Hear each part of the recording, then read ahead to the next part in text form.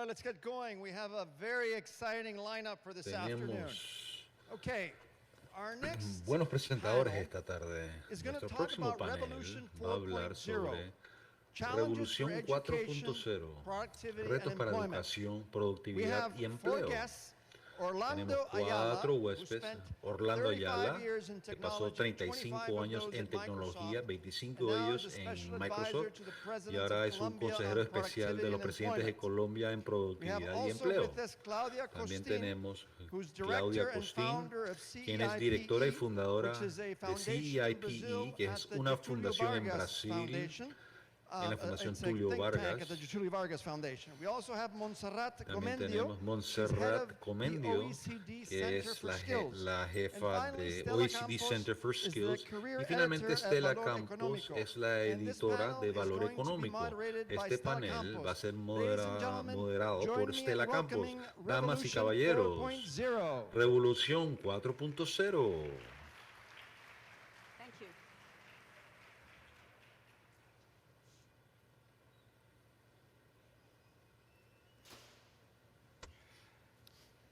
Hello, good afternoon for all. Hola, muy buenas tardes Well, a todos.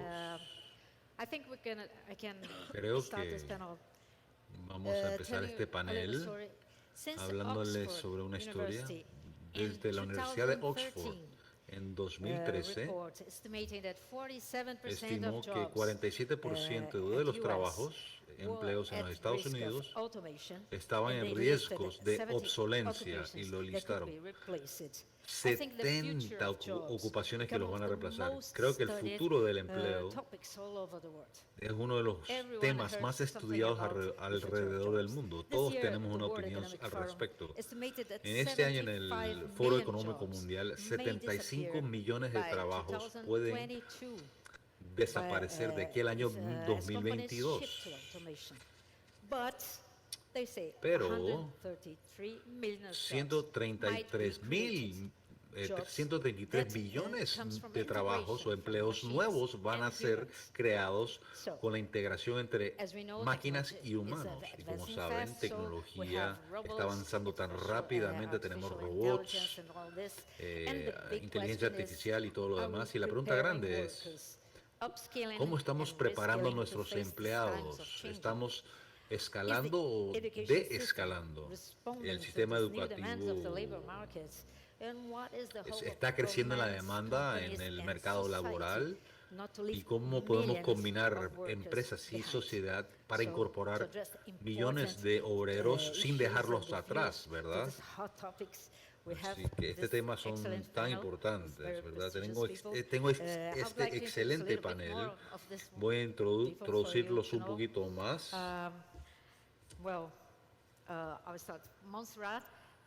Montserrat Comendio, ella es de OECD, Centro de Herramientas y Habilidades, y también apoyo.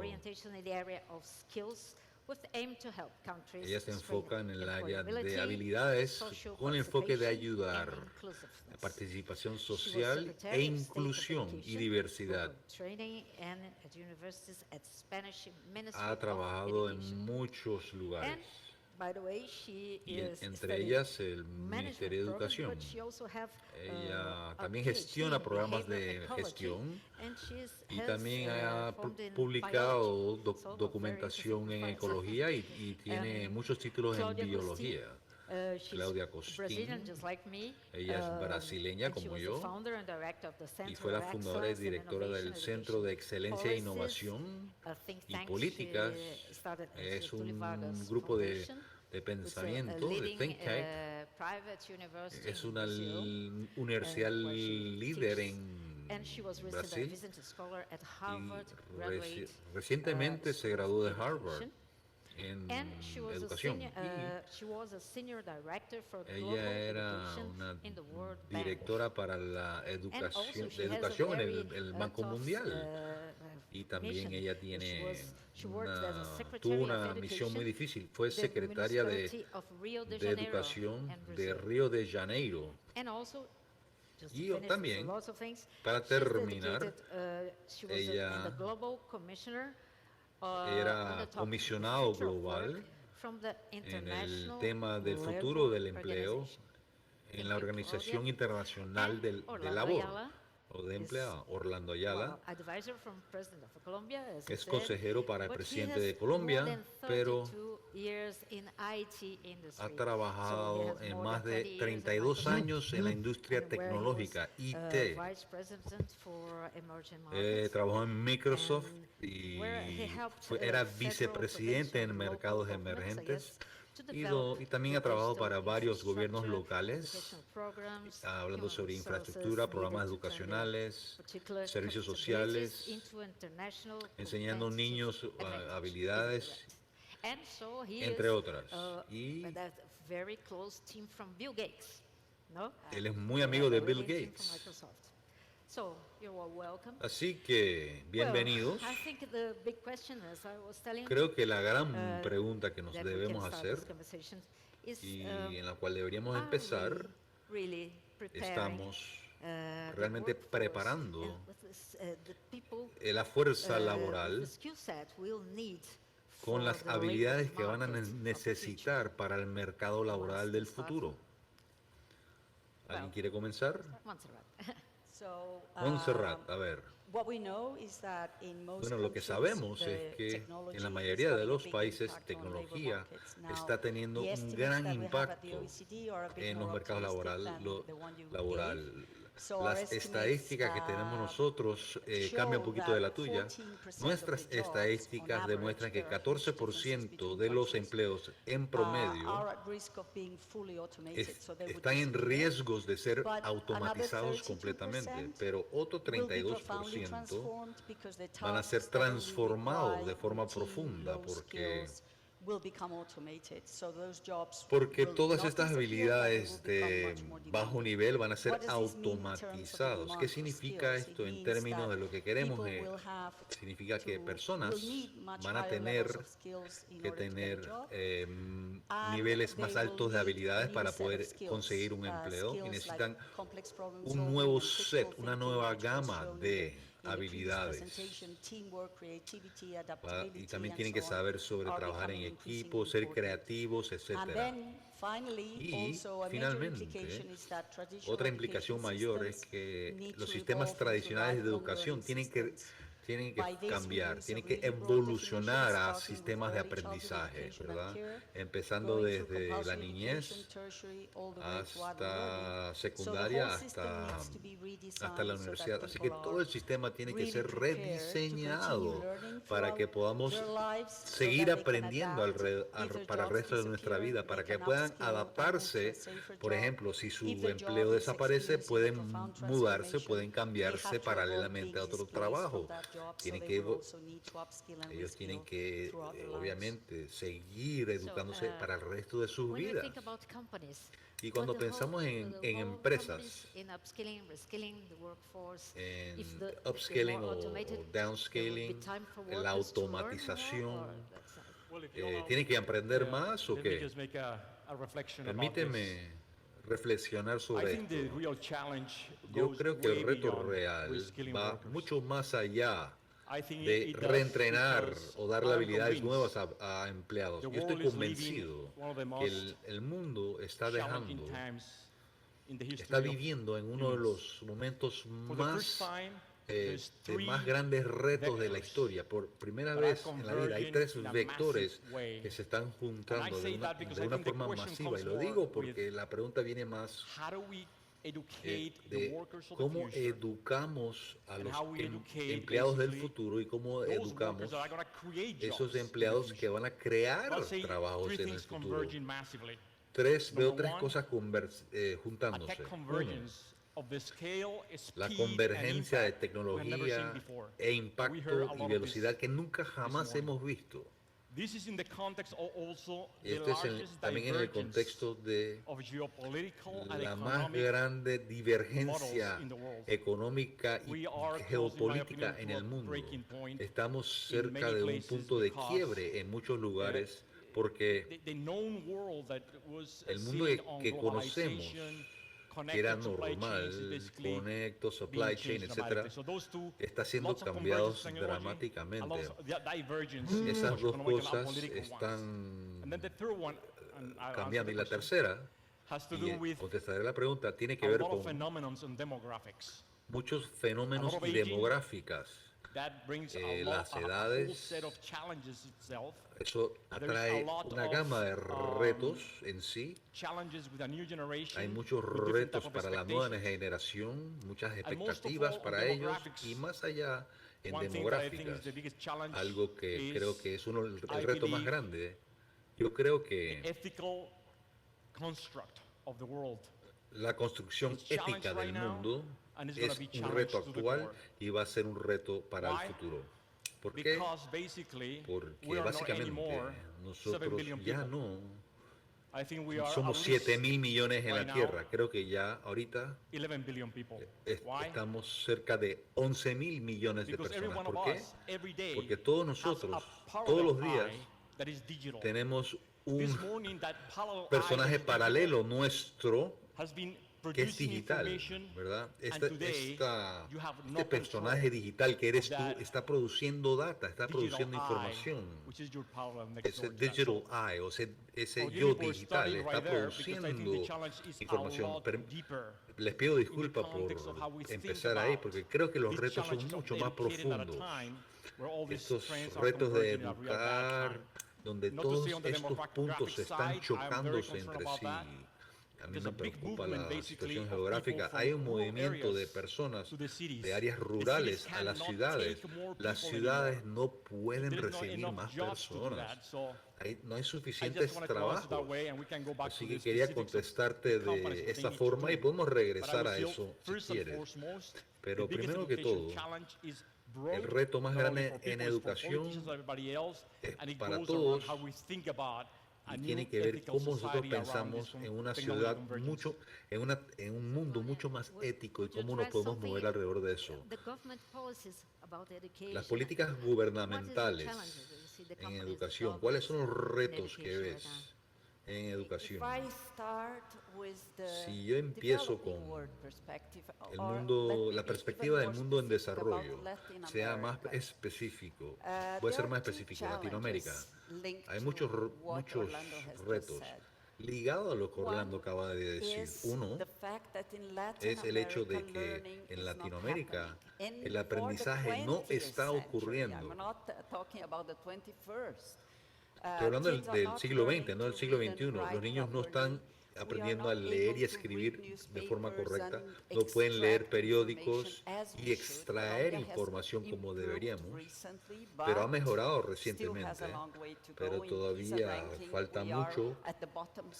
Estamos por debajo del bajo tercio del ranqueo y vamos a necesitar desarrollar las habilidades para el siglo XXI al mismo tiempo que tenemos que desarrollar los del siglo XX, ¿verdad? Para Latinoamérica, ¿verdad? Hay que desarrollar las herramientas del siglo XX y después el siglo XXI y las demás herramientas que vamos a necesitar. Esto es un reto, pero podría también ser una oportunidad, porque si desarrollamos un sentido de urgencia y creamos currículums contemporáneos que pueda diferenciarnos de robots, entre comillas, ¿no? Podríamos tomar ventaja del tiempo siempre y cuando hagamos el trabajo difícil de educar a cada niño o niña, porque ¿qué va a ocurrir con los niños que no reciben las herramientas que necesitan? Primero que todo, no va a haber empleo para ellos o para personas que tienen habilidades muy bajas y su calidad de vida empeorará y las habilidades siguen surgiendo y surgiendo, ¿verdad? Eso es lo que la gente proyecta para el futuro. Así que vamos a tener que hacer estas dos cosas juntos y sí, pensar de forma crítica, como dijo Montserrat, es muy importante para enseñarle cómo pensar de forma crítica. Tienen que aprender a aprender, como la ministra de España dijo, aprender a aprender se ha convertido en algo, una emergencia, porque las personas tienen que reinventarse constantemente, porque no es que todos los empleos actuales van a ser destruidos o reemplazados al mismo tiempo. Van a ser destruidos de forma en olas, mientras que otros empleos van a ser creados. Así que van a haber transiciones y problemas de transiciones van a surgir. Así que niños hoy van a tener que aprender cómo reinventarse. Y para finalizar, mi primer comentario es muy urgente que las humanidades sea importante de nuevo, porque los robots, como sabemos, por lo menos hasta los próximos 20 años, no pueden pensar sistémicamente, entender qué nos hace humanos y inclusive tener resolver problemas de forma creativa y de forma colaborativa, ¿verdad? Necesitamos la cara humana ahí y nuestros niños tienen que estar listos para enfrentar esos retos. Montserrat, OECD tiene muchos estudios. Hay otros países mejores que otros para enfrentar estos retos que vemos surgiendo definitivamente, porque hay dos grandes diferencias entre los países. Yo creo que la primera es el nivel de las habilidades de la población hoy en día y qué tan regado está, ¿verdad? Y ahí vemos unas grandes diferencias entre países. Algunos países tienen grandes niveles de habilidades.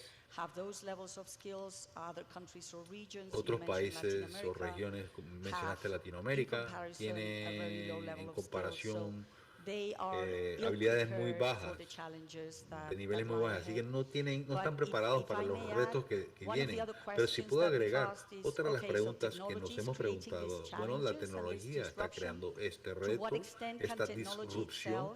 ¿Hasta qué nivel la tecnología podría ayudarnos a resolver esto, a resolver el sistema de aprendizaje y escolar?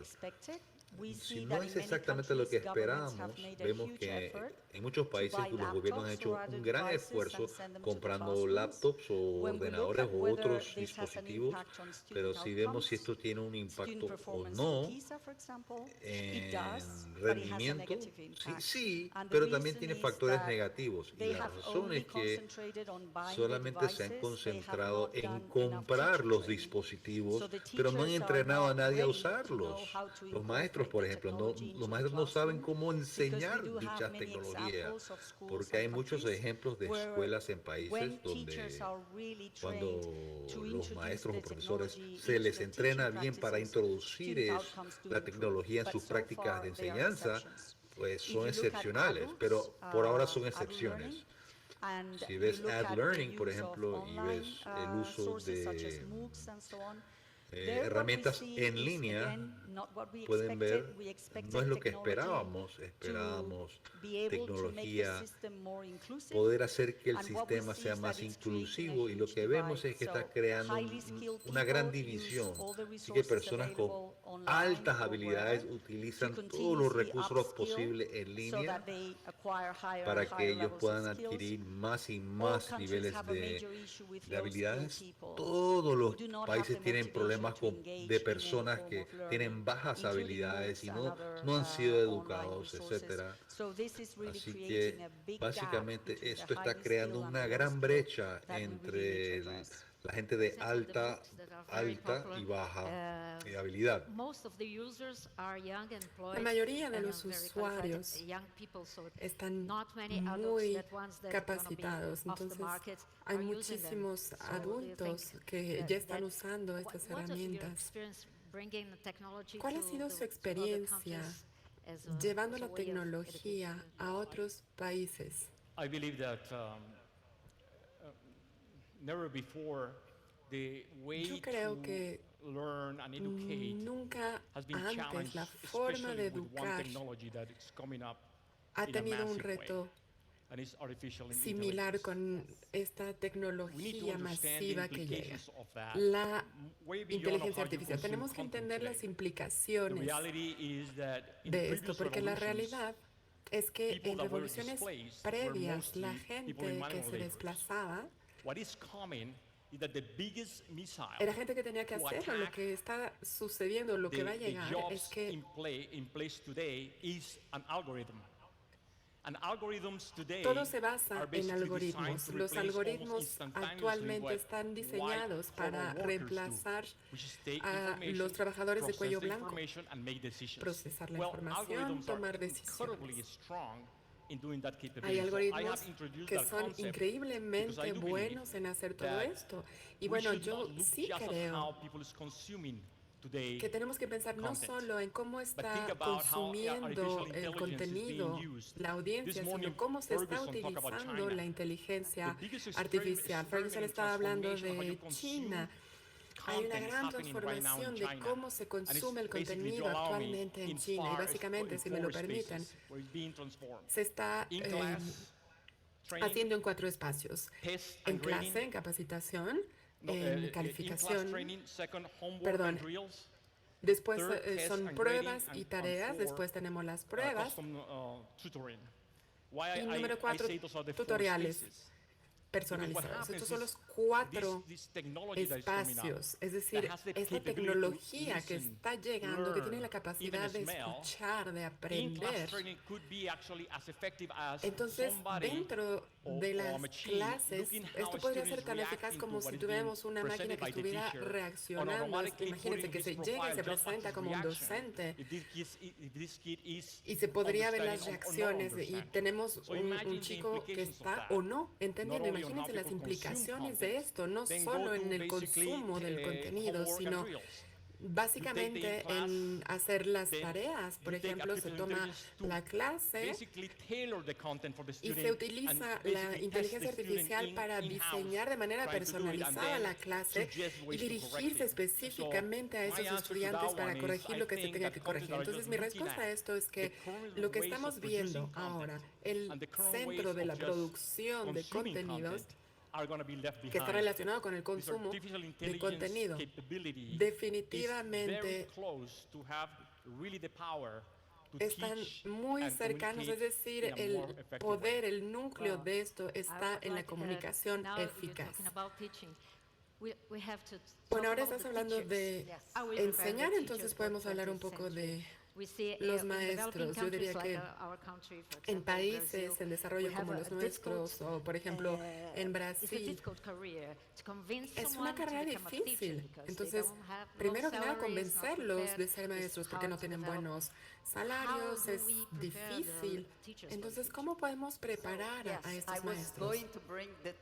Sí, bueno, exactamente iba a hablar de los maestros, porque puedes tener el mejor equipo, pero necesitan niños, adolescentes y buenos maestros. Manser estaba mencionando esto rápidamente. Podemos tener esta tecnología de punta, pero si no se tiene un buen maestro incorporado en el salón de clases, no vale de nada. Tenemos un reto en diferentes países de atraer a los estudiantes de educación media y superior hacia la carrera de docencia. Necesitamos atraer al talento. Y eso lo podemos hacer a través de 3 cosas. Lo primero, claro, los salarios, mejores salarios. Pero esto tiene que ser, pues, hay que mejorar los salarios, definitivamente. Después, hay que hacerlo más difícil. Si ustedes envían el mensaje de que son estudios fáciles de hacer, que todo el mundo lo puede hacer, que todo el mundo puede entrar a la universidad para estudiar educación, no están dándole el valor que merece la profesión. Hay que dirigirse a los mejores estudiantes. Colombia tiene muy buenos incentivos en este respecto. Pero hay que ir más allá aún. Hay que tener una calificación muy alta, exámenes de perfil muy altos para poder ser admitidos en las universidades de educación. Y también reconocimiento social, porque desafortunadamente algunas veces vemos a los maestros como si fueran alguien que trabajan con condiciones difíciles, alguien que ha tratado de lograr sus prácticas. Y bueno, en segundo lugar, hay que prepararlos de una manera diferente, no solo aquí en Latinoamérica, sino en África, incluso en algunos países de Asia. Lo que estamos enseñando en las universidades está completamente desconectado de lo que realmente van a necesitar a lo largo de sus carreras. ¿Cómo se enseña a un doctor a ser un doctor? Desde el día 1 están en el hospital y esto está relacionado con lo que van a hacer más tarde, fuera de la escuela. En educación, no. Algunas veces es en las etapas finales de los años universitarios en los que realmente se va a una escuela y tenemos que conectarnos con la parte práctica. Y finalmente, en esta era en la que es tan urgente enseñar cómo aprender. Los maestros tienen que ser estudiantes toda la vida, tienen que tener esta pasión por el aprendizaje. Si no lo tienen, no van a transmitir este amor por el aprendizaje a sus estudiantes. Y desafortunadamente este es el caso de muchos maestros. Entonces hay que repensar todo esto. Hay que prepararlos no solo utilizando la tecnología, que también es importante, pero hay que enseñarles a amar el aprendizaje, a tener pasión por su carrera y por el aprendizaje. Sí, definitivamente esto tiene que cambiar porque la manera tradicional en la que se piensa en clases, tenemos muchísimos jóvenes, muchos adolescentes que no están involucrados realmente en el estudio. Entonces, ¿cómo podemos reinvolucrarlos, tenerlos a todos en la misma onda, junto con los adultos? Y bueno, no sé si la tecnología puede ayudar a esto, porque si se vuelve rutinario en la educación,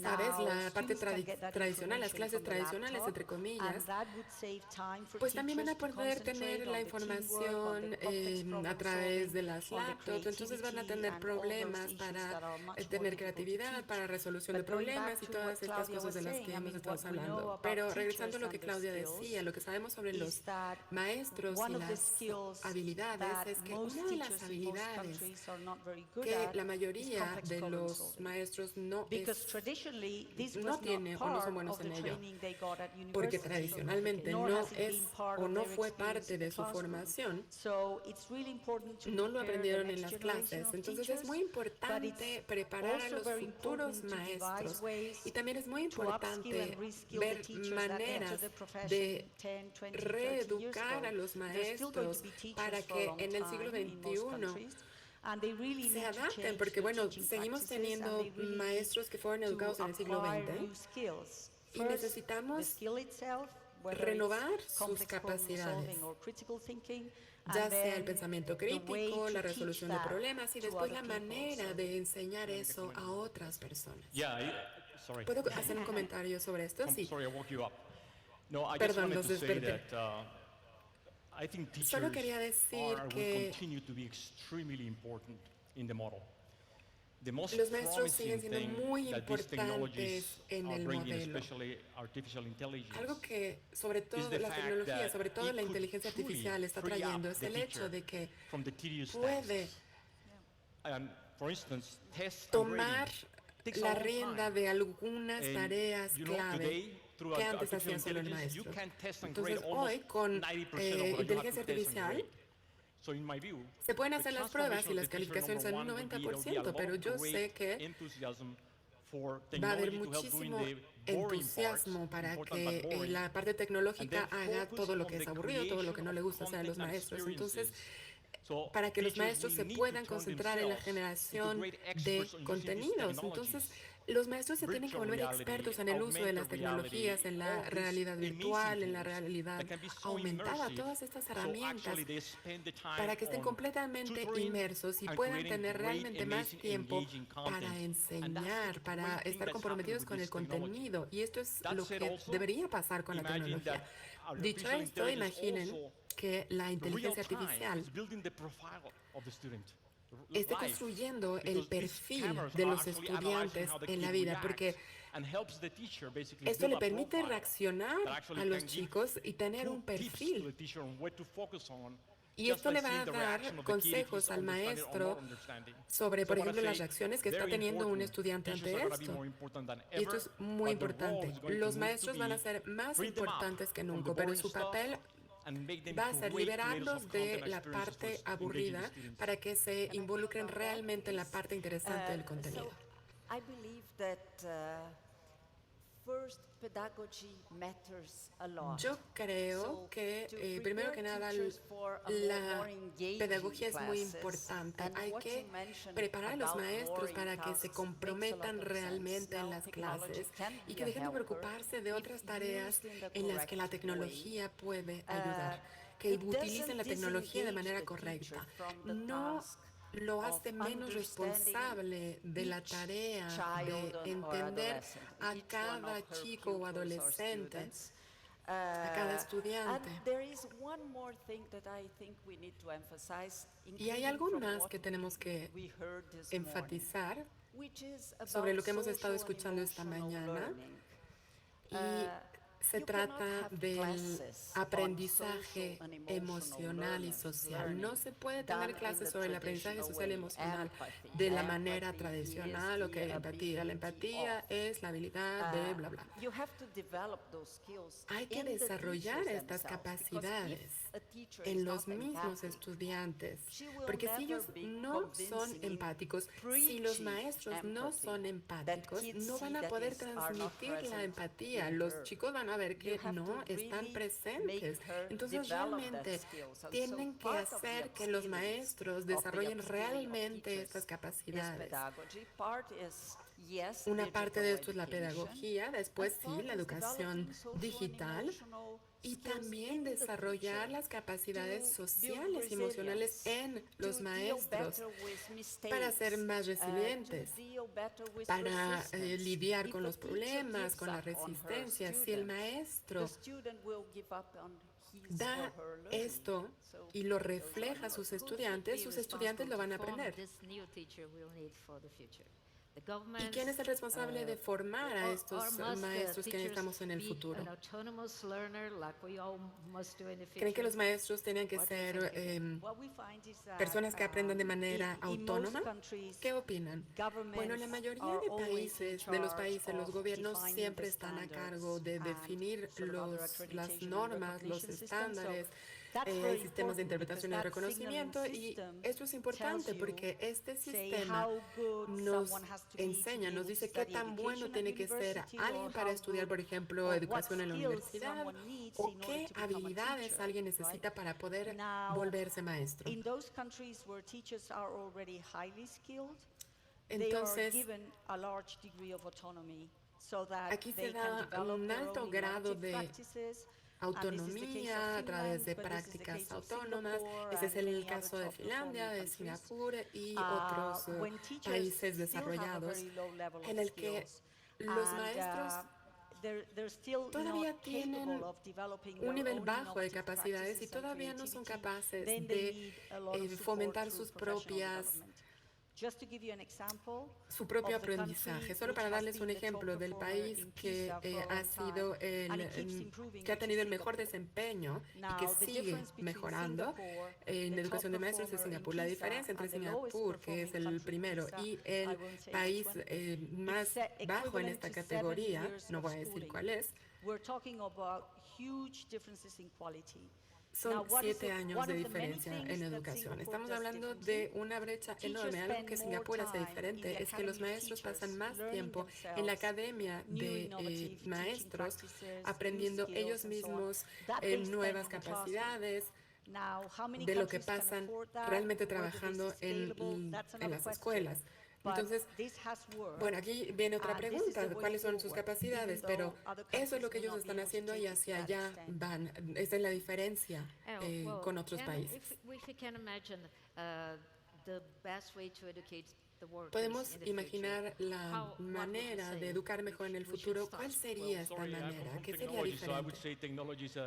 Bueno, yo estoy de parte de la tecnología, entonces yo diría que la tecnología es una gran manera de hacerlo. Entonces, para responder esta pregunta y a todos los retos que he visto antes, yo creo que la sociedad tiene que dirigirse a las compañías, porque las compañías tienen la capacidad de crear diferentes productos y servicios para poder crear algoritmos muy complejos. Básicamente hay muy poco de esto hoy en día, de cómo se capacita a los trabajadores para esto. La realidad es que si se quiere transformar un negocio, el algoritmo en sí es el que va a transformar la capacidad de tener nuevos servicios y nuevos productos. Entonces, ¿cómo se puede capacitar para lidiar con esto? ¿Cómo se puede formar a la gente sobre la ética de la creación del algoritmo? ¿Cómo sabemos que este algoritmo no está discriminando gente? Hay muchísimas preguntas alrededor de esto. La respuesta hoy sería que la tecnología, la autocapacitación pueden ayudar. Muchos ya hacen esto, pero sinceramente el reto real que tenemos enfrente de nosotros es que el mundo se va a transformar debido a estas tecnologías que están cambiando todo a través de la creación de algoritmos que van a cambiar todo a nivel institucional. Y hemos visto que sí se tiene la capacidad para hacer esto y que hay una manera ética de crear nuevos productos y nuevas capacidades. Solo que actualmente no lo tenemos en el mercado. Las universidades están empezando a crear esto. Entonces, la tecnología está muy involucrada y creo que puede ayudar muchísimo. Claudia, ¿cómo ves esto? Bueno, antes de empezar a hablar de los trabajadores, déjame contestar a tu pregunta sobre quiénes son los responsables del cambio de la manera en la que los maestros son formados o son concebidos en la sociedad. Pues ambos, las políticas públicas. Montserrat ya mencionó esto, pero también la sociedad civil. Los gobiernos responden muy bien a la buena presión de la sociedad civil. Si queremos un cambio, los ciudadanos son capaces en las democracias de reaccionar con una buena presión. Entonces los gobiernos cambian ante esta buena presión. Y si se tienen buenas políticas de educación, esto es muy importante, inclusive es urgente. En el frente de los trabajadores, algo que tenemos que tener en cuenta es que necesitamos más educación profesional dentro de las compañías y también fuera de estas. Porque en estos tiempos la gente tiene que estarse actualizando con nuevas capacidades. Entonces hay que tener elementos que nos permitan tener consejo, tener más información sobre cómo podemos formarnos. Entidades que nos brinden consejo. Es decir, por ejemplo, ¿qué capacidad necesito trabajar o obtener o cuál es la profesión del futuro en la que me tengo que enfocar? Esto sería un punto muy importante. Ok, aquí estamos hablando de habilidades colaborativas, tenemos el pensamiento crítico, pero todos tenemos que aprender un poco sobre tecnología, como tú decías. ¿Qué tan tecnológicos tenemos que volvernos para poder encarar todos estos retos? Bueno, es una pregunta excelente porque yo creo que la definición de las capacidades de los maestros, por ejemplo, desde el punto de vista de la OCDE, ha cambiado mucho. Antes pensábamos que las capacidades de enseñanza era solo que una persona supiera utilizar un software y un dispositivo. Esto ya no es el caso porque hay tanta gente que tiene acceso a esto y es tan fácil de usar que pues realmente no es muy complicado que la gente que tiene acceso a esto pueda aprender a usar estos dispositivos y este software. Ahora hay una definición completamente diferente de estas capacidades, que es qué tan eficiente es la gente en la resolución de problemas dada una cierta tarea. Por ejemplo, si le piden a alguien que realice una tarea con una computadora, el problema en realidad no es si esta persona, por lo menos en los países occidentales, es cómo utilizar la computadora, porque todo el mundo lo hace, ya sea en la escuela, en el trabajo, y probablemente estas personas ya estén familiarizadas con softwares, con computadoras. La pregunta real es qué tan eficientes son en no perderse en esta carrera rápida de información del Internet. Eso es lo que tenemos que pensar. Las personas tienen que ser muy eficaces, tienen que pasar el tiempo suficiente en cada sitio para obtener la información correcta y que cumplan su tarea. Las personas que tengan pocas capacidades se van a perder en este vasto mar de información. Entonces no son muy eficaces. A lo mejor están consultando los sitios incorrectos y no pueden terminar adecuadamente. Si tengo una observación sobre esto, yo creo que es importante pensar en la relocalización de los trabajos, porque están haciendo trabajos que van a desaparecer. Y yo creo que esta es una manera incorrecta de ver las cosas, porque la realidad es que muchos trabajos o algunos trabajos se van a reemplazar. Y les voy a dar un ejemplo de cómo tenemos que pensar en esto. La aviación. Antes, en la cabina de aviación, había 3 personas. Había un ingeniero y los pilotos. Ya no está el ingeniero. Ya se fue. Gradualmente se trabajó en esto y ahora hay un punto en el que los aviones van a poder despegar y aterrizar solos, y el piloto va a estar ahí solo en caso de que se necesite.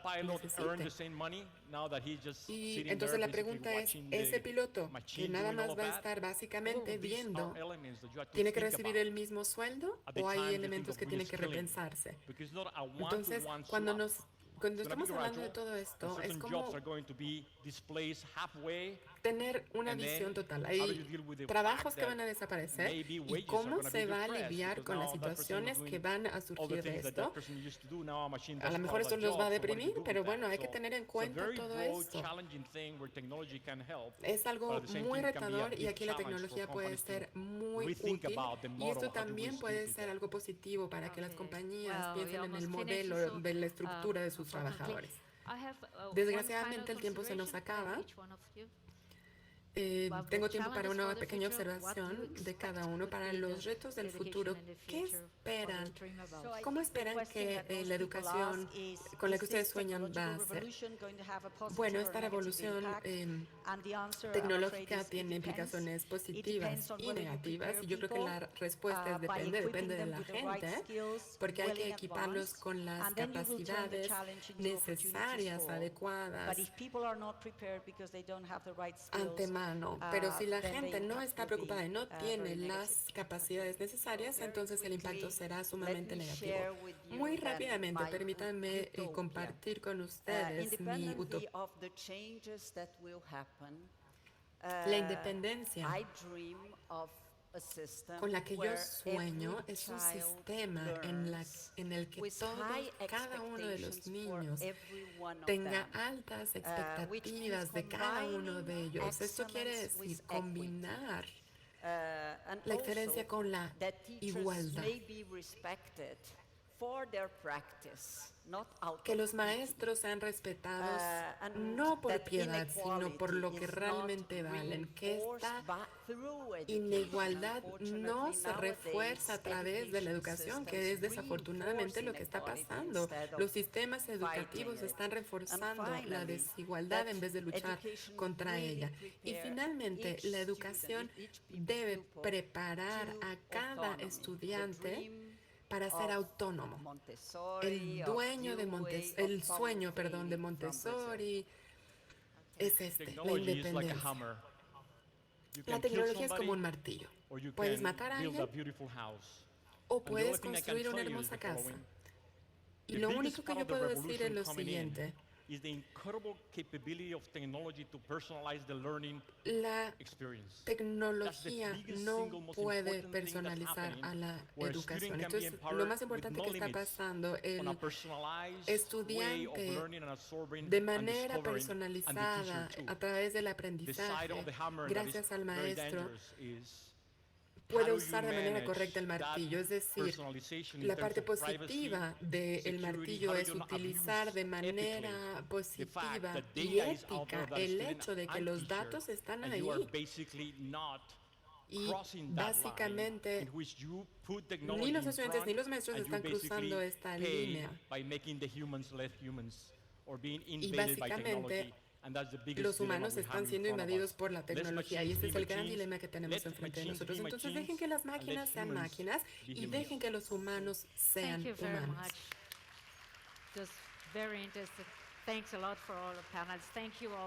Muchísimas gracias a todos. Fue muy, muy interesante. Gracias a todos los participantes. Muchas gracias.